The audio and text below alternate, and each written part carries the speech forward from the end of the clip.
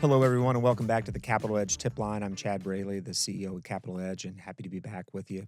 Um, this tip line, we're going to talk a little bit more about the changes coming around the cost accounting standards and kind of maybe debunk some myths that I think are kind of floating around from an industry perspective.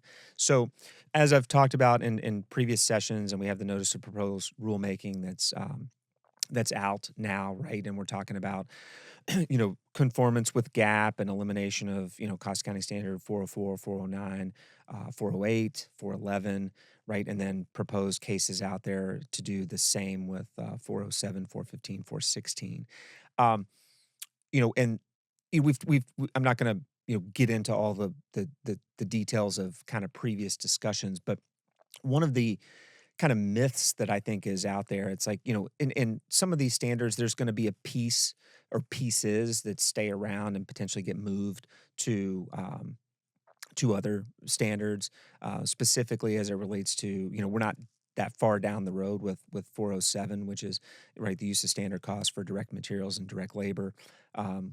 If that goes away, I think some of that is going to end up in cost accounting standard 418. But when we think about like 404 and 409, right? With 404 being capitalization, 409 being the depreciation of those assets, right? Let's, those go away, but I still capitalize, right? Tangible capital assets, right? And I still depreciate those. So, there seems to be, well, I don't have to worry about this anymore. But if I'm changing a capitalization threshold, right, or I'm changing my depreciation methodology, right, from a cost accounting perspective, right, that's still a change in cost accounting practice, right? So, independent of the standard necessarily existing, it's still a documented cost accounting practice that I have in my CAS disclosure statement. And I'm still going to have to, right? I'm going to change potentially the measurement of cost. I'm definitely, if I'm changing my depreciation, I'm going to change the assignment of cost to cost accounting periods. So there are still, like, this still has to be monitored, right? It still has to be managed. Similarly, if I were to go, let's say 407 does go away and some certain components of it go to cost accounting standard 418, right? If I'm changing how I do standards, or I'm going from actuals to standards, or I'm going from standards to actuals, right? I'm still changing a cost accounting practice. I'm still changing the way that I measure cost, and I'm still going to be required to show, right, especially from a unilateral perspective, that the government's not harmed by making that change. And it's been interesting because people are like, "Oh, I don't have to worry about this anymore, and I don't have to think about this anymore." And it's like, no, it's the fact that the standard's going away doesn't mean that the cost accounting practice still doesn't exist. And when I change cost accounting practices, right, I'm still required, right, to um, address the cost impacts associated with those, right, if there are any. Um, Now, speaking of cost impacts, right, there's also in the NPRM, it looks like expectation is we'll see how it plays out, right? There's going to be, and hopefully we get better definition around increased cost in the aggregate, which the CAS board has said they're going to address, along with how we're going to handle unilateral cost impacts, kind of expecting that new guidance and language to not be inserted into FAR Part 30, but rather to be incorporated into the CAS rules and guidance themselves. So we do expect some of that to kind of depart from FAR Part 30, if you will, but get better definition and be incorporated into CAS, which will be good. Um, so, there's still, I just kind of wanted to put out there, like, it's, yes, some things are being streamlined. I think it's great, right? The thresholds, right, for applicability are going up.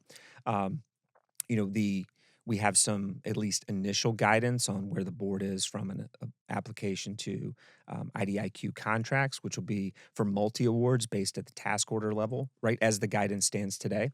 Um, and then, still struggling with, and I know there's going to be a ton of industry feedback, Capital Edge included, on the interpretation, at least in the initial guidance, that, well, but if it's a single award, it's the maximum value of the contract, when the contract is going to state the guaranteed award value, excuse me, which is going to be not the maximum value potentially of the contract. So hopefully we get some changes from, as it relates to that one, and we're certainly big advocates that it not be that full ceiling value for a single award IDIQ. But obviously we'll have to see how that plays out. But so a lot of good things happening, but there also seems, and I've said this, I think I've said this on a previous tip line, like, okay, great, 404, 409, 408, 411, 407, 415, 416, they all go away.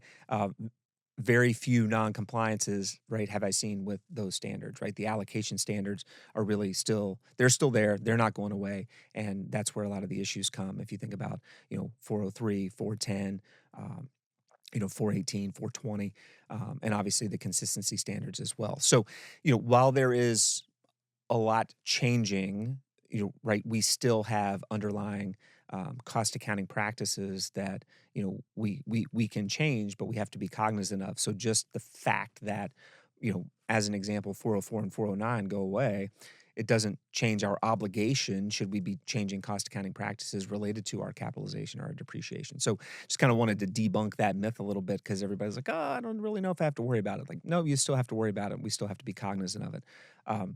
So that's all for this week. I hope it's been informative. If you have any feedback, please feel free to provide that. If you have other questions, please feel free to respond to this post and be happy to get those answered. And until next time, I'm Chad Braley at Capital Edge and look forward to seeing you soon.